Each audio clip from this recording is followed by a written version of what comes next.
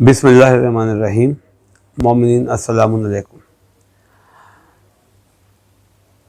आज मैं आपके सामने बहुत अहम बात रखने को हाजिर हुआ हूँ। अभी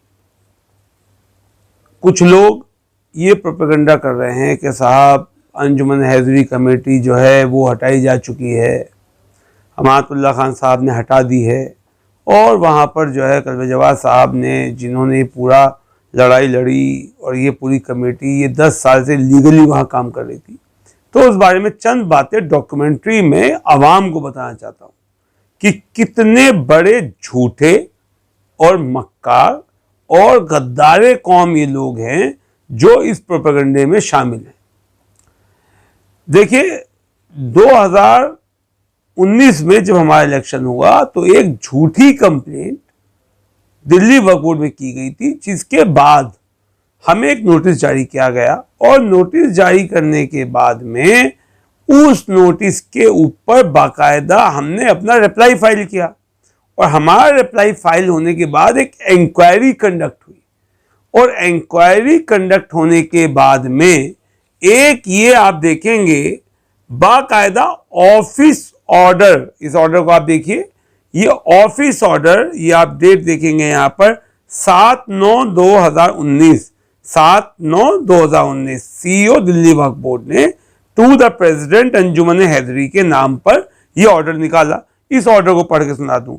on thorough examination I find that there was no discrepancy और any cause of concern about the election of Anjuman Haidri for the period of 2019-2022 which was held as per rules, and the result was declared on 20th/8/2019.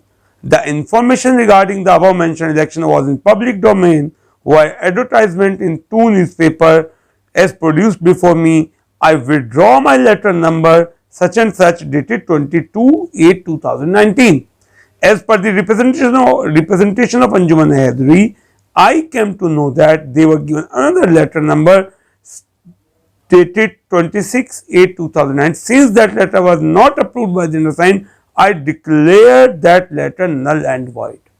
तो बाकायदा inquiry हुई, inquiry के बाद जो notice दिया गया था उसको विड्रॉ किया गया और जो लेटर दिया गया था जिसमें अंजुमन हैदरी के खिलाफ एक्शन की बात कही जा रही थी उसको नल एंड वॉइड डिक्लेयर किया गया।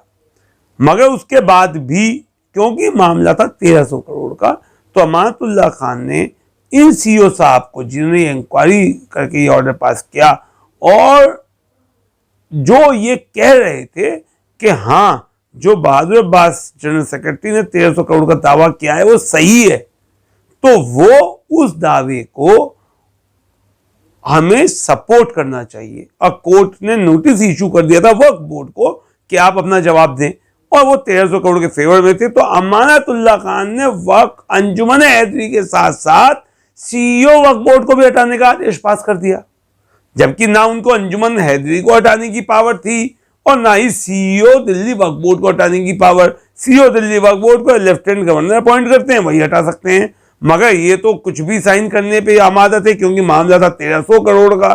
तो इन्होंने फौरी जो है सीईओ वक्फ बोर्ड को हटाने की साजिश रची, मगर अमानतुल्लाह खान ने 1300 करोड़ के क्लेम पे साइन करने से मना कर दिया, जिसके बाद सीईओ वक्फ बोर्ड ने, उस लास्ट डेट थी उस दिन कोर्ट की, सीईओ वक्फ बोर्ड ने जब महमूद पाचा साहब ने उनको मेल किया सीईओ वक्फ बोर्ड को कि सीरियस मामला है और वक्फ बोर्ड को और वक्फ को 1300 करोड़ का नुकसान हो जाएगा, तब सीईओ वक्फ बोर्ड ने उस पर साइन करके एफिडेविट दिया और वो हाई कोर्ट में सबमिट हुआ। तो अगर वक्फ बोर्ड के 1300 करोड़ के स्टैंड को वक्फ बोर्ड सपोर्ट कर रहा है तो सीईओ को हटा दिया जाता है, और साहब अगर अंजुमन हैदरी 1300 करोड़ की बात करती है तो उसे हटा दिया जाता है। तो इन बातों से ये बात साबित होती है कि अमानतुल्लाह खान 1300 करोड़ के घोटाले के लिए पागल हुए फिर रहे हैं। और जो आपने देखा कि इस मामले के बाद ये मामला यही नहीं रोका, इन्होंने पूरी ताकत लगाई उस टाइम गुंडागर्दी करने की, और गुंडागर्दी करके अभी के जैसे अब से भी ज्यादा खराब हालात थे और शाह मर्दा पे कब्जा करने की कोशिश की। तो उस टाइम ये आप देखेंगे कि दिल्ली वक्फ बोर्ड की जो ऊपर गवर्निंग बॉडी है वो है central Waqf council. Central Waqf council ने एक बाकायदा एक अर्जेंट ऑर्डर निकाला जिसके अंदर बहुत अहम बात कही। देखिए, दिल्ली वक्फ बोर्ड में, यहाँ दिल्ली में शिया सुन्नी वक्फ नहीं होता है, लिहाजा जो है जो शिया वक्फ मेंबर होता है उसकी कंसेंट जरूरी होती है शिया वक्फ पे किसी कार्रवाई को करने से। अदरवाइज कल क्या होगा, शिया जामा मस्जिद के ऊपर एक वहाबी, जैसे अमातुल्लाह खान वहाबी हैं, ये अपना एक वहाबी मौलवी भेज देंगे मौलाना साहब, और वो वहाबी मौलाना साहब नमाज पढ़ाएंगे क्या शिया जामा मस्जिद के अंदर? ये पता चला कि शिया तो मोहर्रम में मजलिस करते हैं, ये वहाबी ये कहेंगे साहब मजलिस होनी नहीं चाहिए, ये ऐसे मुतवल्ली भेज देंगे वहां पे। तो शिया वक्फ के ऊपर शिया मेंबर कंसेंट के बिना कोई सुन्नी चेयरमैन कोई कार्रवाई नहीं कर सकता है। ये बात बाकायदा सेंट्रल वक्फ काउंसिल ने रिट्रेट की अपने लेटर के अंदर। The decision of the Waqf board requires scrutiny as to why a new committee has been constituted during the subsistence of the Anjuman Haidari and why the Shia member of the board has not been taken in decision making for the constitution of management committee of the aforesaid Shia Waqf. These issues invite immediate attention of the government to stop the alleged action taken by the board against the interest of the Waqf and without the consent of the lone member of the sect. Such actions are contrary to the spirit of section 14 of the Waqf Act 1995, which expressly mandated one member should be from Shia sect, so that interest of the Shia Waqf is fairly and substantially taken care with the active consultation of member belonging to the sect. और यहाँ क्या किया गया, यहाँ शिया member से consult नहीं किया गया, यहाँ सीईओ से कंसल्ट नहीं किया गया, यहाँ कोई कमेटी में पास नहीं किया गया, और अमातुल्लाह खान ने अपने रिश्तेदार को फायदा पहुंचाने के लिए, जो इसका रिश्तेदार है ये वसीम खान, उसको फायदा पहुंचाएंगे। और वक्फ लैंड माफिया का जो मेंबर है, वक्फ लैंड माफिया के मेंबर के साथ मिलके इस अमातुल्लाह खान ने 1300 करोड़ के लैंड ग्रैबिंग के लिए ये एक फर्जी कमेटी बना दी, जिसमें चंद बेईमानों को साथ लिया। इसमें प्रेसिडेंट किसको बनाया? हमारी कौम की तारीख में, शियाओं की तारीख में इतना बड़ा फ्रॉड और गबन करने वाला पैदा नहीं हुआ है। आज तक मैंने कोई शियाओं में ऐसा शख्स नहीं देखा जिस पे 126 करोड़ के गबन की एफआईआर दर्ज है। और वो 126 करोड़ में ये क्या थे? नोएडा अथॉरिटी में जीएम, जनरल मैनेजर फाइनेंस। तो जीएम फाइनेंस ने 26 करोड़ का घोटाला किया, इनके कुर्की तक के आदेश हुआ, अखबार में छपा घर के, और उनको लाकर जो है टॉप के बेईमान को लाकर प्रेसिडेंट बनाया गया उस कमेटी का, जो अंजुमन हैदरी के खिलाफ बनाई जा रही थी। और बाकी किस किस तरीके के लोग थे वो सब आप जानते हैं। उसके बाद ये मामला पहुंचा जब इन्होंने सीईओ को हटा दिया, सीईओ से गुंडागर्दी, अंजुमन से गुंडागर्दी सब की, तो फिर यह मामला पहुंचा national minority commission. National minority commission में बाकायदा हियरिंग की गई और वहां क्या फैक्ट सामने आया और क्या ऑर्डर पास हुआ ये मैं आपको बताना चाहूंगा, जो बहुत अहम है, बहुत ज्यादा अहम है।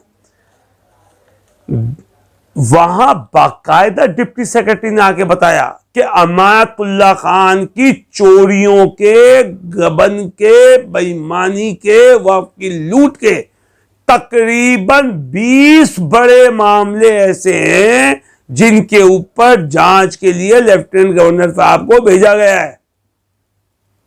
वो अब हमारी वक्फ जायदाद का फैसला करेगा, वो अब यहां पर जो है चोरों की टीम भेजेंगे, वो हमारी वक्फों में कब्जा करेंगे। अब आप सुन लीजिए क्या एग्जैक्टली क्या गया इस ऑर्डर के अंदर। The deputy secretary minority affairs government of Delhi submitted that the department has received about 20 complaints against Amatullah Khan of financial embezzlement, and the department sent these reports through proper channel to Chief Secretary Government of Delhi and to Honorable Lieutenant Governor. She was specifically asked as to who is presently the CEO of the Delhi Waqf Board as per GNCT of Delhi. तो ये मैं यहाँ सवाल के रोकूंगा ये सवाल इसलिए पूछा गया कि जब सीईओ ने एक आदेश पास किया, 1300 करोड़ के एफिडेविट पर साइन कर दिया और अंजुमन हैदरी के उस इलेक्शन के लिए आदेश पास किया कि इलेक्शन सही हुआ है, तो अमातुल्लाह खान ने कहा कि मैंने सीईओ को ही हटा दिया है। तो नेशनल माइनॉरिटी कमीशन ने यह पूछा कि आप बताएं आपका क्या कहना है। चेयरमैन तो कह रहा है मैंने सीईओ को हटा दिया है। तो वहां उन्होंने क्या कहा, ये सुनिए। She was specifically asked as to who is presently the CEO of Delhi Waqf board as per the GNCT of Delhi. She categorically replied that as per the government Mr Shamim Akhtar is the CEO of Delhi Waqf board. ये शमीम अख्तर साहब कौन है? ये शमीम अख्तर साहब वही हैं जिन्होंने वो आदेश पारित किया था कि इलेक्शन बिल्कुल सही हुआ है और इससे वक्फ माफिया से जो अमातुल्लाह का रिश्तेदार वसीम खान और जो वक्फ माफिया के वक्फ लैंड ग्रैबिंग में इसका साथी है, उससे 1300 करोड़ लेने चाहिए। ये आप देख लीजिए, शमीम अख्तर, ये नाम आपको दिखाई देगा। ये बाकायदा सरकार का वो है कि नहीं, ये नहीं हटा सकता। और ये जो बातें कर रहा था हटाने की, सब इलीगल थी। और उसके बाद जो फाइनल प्रोसीडिंग नोट है उसमें लिखा गया है, the commission after hearing the parties directed to Delhi police to provide security to Mrs Naeem Fatima member Delhi Waqf board along with Bahadur Abbas Naqvi general secretary and Zaharul Hasan manager Anjuman Haidri. It is also directed that police to ensure that members of the Anjuman Haidari which was duly elected on 20 August 2019 should not be allowed to be disturbed from discharging their duties in the affairs of Karbala Jorbagh। तो क्या कहा गया कि जो committee 20 अगस्त 2019 को constitute हुई है, उन्हें माना कि जब सीईओ वही है और इंक्वायरी ऑर्डर आ चुका तो यही कमेटी सही है और इनके मेंबरान की पुलिस की जिम्मेदारी है सुरक्षा मुहैया कराना, क्योंकि इनकी जान को खतरा है। 1300 करोड़ का मामला है, इनकी जान को खतरा है वक्फ लैंड माफिया से, इनकी जान का तहफ्फुज किया जाए। ये आदेश आप देख सकते हैं, ये आदेश की कॉपी है, ये यहां मौजूद है।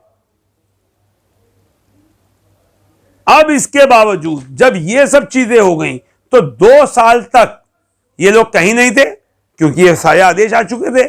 ये कोई बेवजह चुप नहीं थे, क्योंकि बाकायदा आदेश आ चुके थे, बाकायदा फाइंडिंग्स आ चुकी थी कि इलेक्शन सही है। मगर अब 2 साल बाद मुद्दा उठाया गबन का, बेईमानी का, और जब वहां प्रोग्राम हुआ तो आगे ये कहा कि साहब हम इलेक्शन की बात करेंगे।